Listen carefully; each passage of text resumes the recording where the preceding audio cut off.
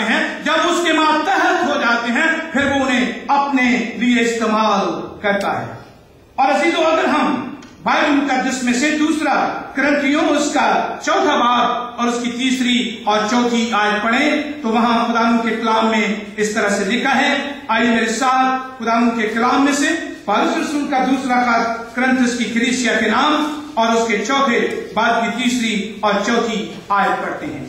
2 Corinthians chapter 4 verse 3 and 4، جہاں خداوند کے کلام میں لکھا ہے، اور اگر ہماری خوشخبری پر پردہ پڑا ہے تو ہلاک ہونے والوں ہی کے واسطے پڑا ہے، یعنی ان بے ایمانوں کے واسطے جن کی عقلوں کو اس جہان کے خدا نے اندھا کر دیا ہے، تاکہ مسیح جو خدا کی صورت ہے اس کے جلال کی خوشخبری کی روشنی ان پر نہ پڑے۔ تو یہاں ہم خداوند کے کلام میں یہ بات سیکھتے ہیں کہ ابلیس کی حکمرانی میں جب وہ چلے جاتے ہیں، وہ ان کی عقلوں کو تاریک کر دیتا ہے، وہ ان کی عقلوں کو اندھا بنا دیتا ہے۔ اور پھر یہاں خداوند کے کلام میں آپ سن رہے تھے، یہاں پر بیان کیا گیا ہے کہ ان کی عقلیں اس لیے تاریک ہو جاتی ہیں، اندھی ہو جاتی ہیں، تاکہ مسیح جو خدا کی صورت ہے اس کے جلال کی خوشخبری کی روشنی ان پر نہ پڑے۔ وہ خداوند یسوع مسیح کے نور سے انہیں دور رکھنا چاہتا ہے۔ خداوند یسوع مسیح نے کہا، دنیا کا نور میں ہوں، اگر کوئی میری پیروی کرے گا تو وہ اندھیرے میں نہ چلے گا بلکہ زندگی کا نور پائے گا۔ اور عزیزو، ہم خداوند کے کلام میں یہ بات سیکھتے ہیں کہ اس کا رزلٹ کیا ہوتا ہے جب اس کی حکمرانی میں چلا جاتا ہے، اپنے آپ کو وہ جھوٹ بول کر ابلیس کے ساتھ کنیکٹ کر لیتا ہے، تو اس کے بعد ہوتا کیا ہے؟ ہم یہ بات جو ہے وہ سیکھتے ہیں کہ اس کا ذہن، اس کا دل، اس کا دماغ تاریک ہو جاتا ہے اور وہ فریب میں اپنی زندگی گزارنا شروع کر دیتا ہے۔ وہ کس میں اپنی زندگی گزارتا ہے؟ فریب میں۔ آدم بھی خدا کی مانند بننے لگا تھا، لیکن پھر اس نے اپنی زندگی کو فریب میں گزارا۔ اور آج بھی بہت سے لوگ جو ہے وہ فریب جب میں آ جاتے ہیں، پھر اپنی زندگی فریب میں گزارنا شروع کر دیتے ہیں، کیونکہ انہوں نے اپنے آپ کو ابلیس کے ساتھ کنیکٹ کر لیا ہے۔ اور خدا نے منع کیا تھا کہ تم اپنے پڑوسی کے خلاف جھوٹی گواہی نہ دینا، یعنی اپنی زبان سے جھوٹ نہ بولنا۔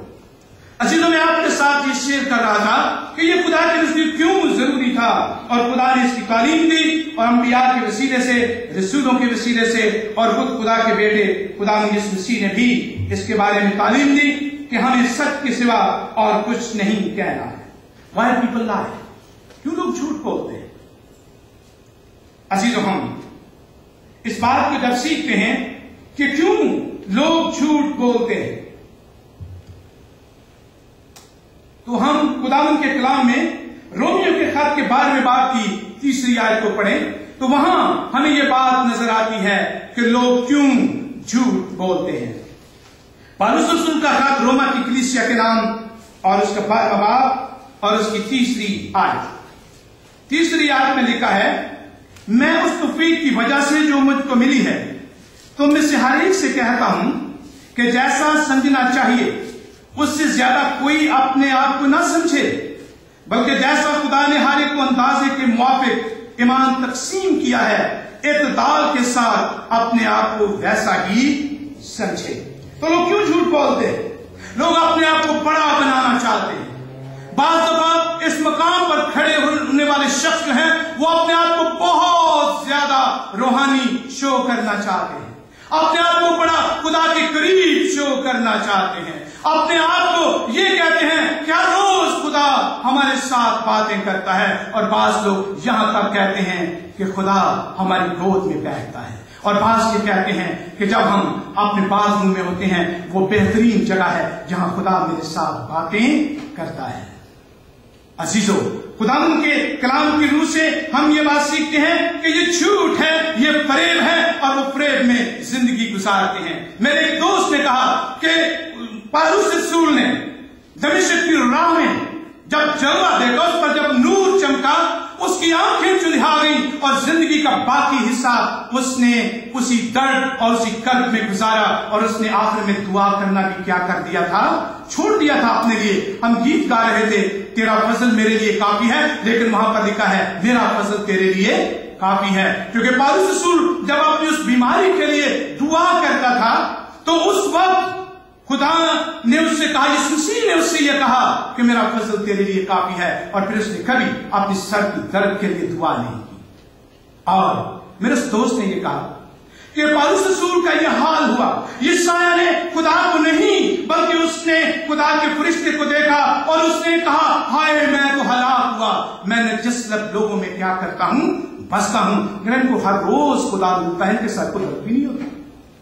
यानी हम खुदा के बाद यहां ये बात सीख रहे हैं। रसूल ये कहता है कि अपने आप को बड़ा न बनाओ, जो कुछ तुम्हारे पास है उसी के मुताबिक अपनी जिंदगी जो है वो गुजारो।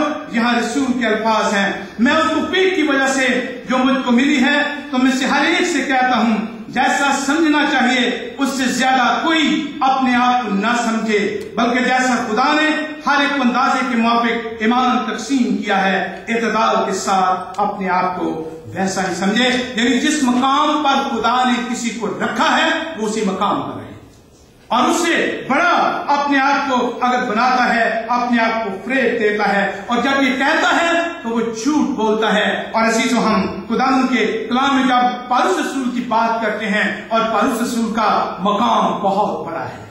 किसी स्कॉलर ने कहा है कि अगर पौलुस रसूल ना होता तो हम खुदा यीशु मसीह को जान न सकते।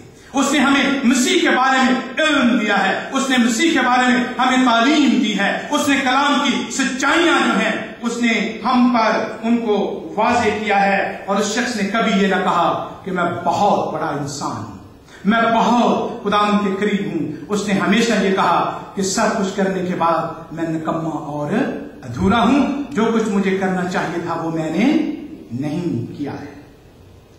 अजीजों, हम खुदा के कलाम में से ये बात सीख रहे हैं कि वाई पीपल लाई, क्यों लोग झूठ बोलते हैं।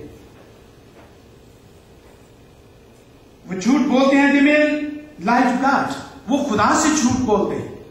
बात पर लोग क्या करते हैं, खुदा से जो है वो झूठ बोलते हैं। क्यों, किस तरह हम खुदा से झूठ बोलते हैं?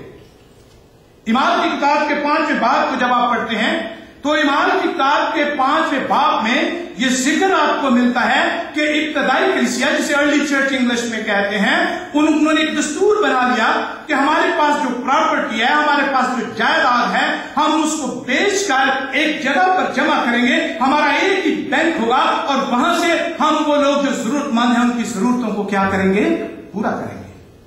और वहां हननिया और सफीरा का जिक्र हमें मिलता है। उन्होंने भी ये इरादा किया, उन्होंने भी फैसला कर लिया कि हम भी अपना घर बेचकर, अपनी प्रॉपर्टी बेचकर जो है वो हम जो है वो जाकर रसूलों के कदमों में रख देंगे। उन्होंने अपनी प्रॉपर्टी, अपना घर बेचा, और जब वो वापस जो रुपया लेकर रसूलों के पास आए तो उन्होंने क्या, उन्होंने जब लेकर आए तो क्या वो रकम पूरी थी? लेकिन खुदा तो जानता था ना वो कितनी है। जब वो पतरस के पास लेकर आए तो हननिया को पतरस ने कहा, क्या जायदाद इतने की बिकी थी? उसने कहा, हाँ इतने ही की बिकी थी। मुकद्दस पतरस के अल्फाज क्या थे, तूने खुदा के रूह से क्या बोला है, झूठ बोला है। और लेकिन वो शख्स वहीं गिरा और क्या हो गया, मर गया, क्योंकि उसने खुदा से झूठ बोला है, उसने इंसानों से नहीं। पतरस ने ये नहीं कहा तूने मेरे साथ झूठ बोला है, बल्कि उसने ये कहा कि तूने खुदा के रूह से क्या किया है, झूठ बोला है। और देखा थोड़े अरसे के बाद उसकी बीवी सफीरा भी आती है, उससे भी उसने पूछा क्या जमीन इतने कोई बिकी थी? उसने कहा हाँ इतने कोई बिकी थी। उसने कहा तुम दोनों ने खुदा के रूह से झूठ बोलने के लिए क्यों ऐसा किया है? तेरे शोहर के दफन करने वाले दरवाजे पर खड़े हैं, वो तुझे भी ले जाएंगे और क्या कर देंगे, दफन कर देंगे। और लेकिन वो भी वहां गिरी और मर गई, क्योंकि वो खुदा से झूठ बोल रहे थे। और अजीजों, हमारे पास जो कुछ है खुदा उसे जानता है, हमारी जैसी हालत है खुदा उसे जानता है, हम कितने स्पिरिचुअल हैं या नहीं खुदा उसे जानता है। और खुदा के बारे में हम बाइबल मुकद्दस में पढ़ते हैं कि उसकी आंखें हमें देखती हैं और उसकी पलकें हमें जांचती हैं। वो हमारे कदमों को गिनता है और वो हमारे गुनाहों को सर्वमोहर थैली में और हमारी खताओं को सी रखता है। और लिखा है कि हमारा हिसाब उसके पास है। इसीलिए तो हम कहते हैं ना कि रोज अदालत को जो है किताबें जो है वो क्या होंगी, खोली जाएंगी। और इसी तो हमारा हिसाब उसके पास है। और जब हम ये जानते हुए भी कि हमारा हिसाब उसके पास है, जब हम झूठ बोलते हैं तो हम जब खुदा से झूठ बोलते हैं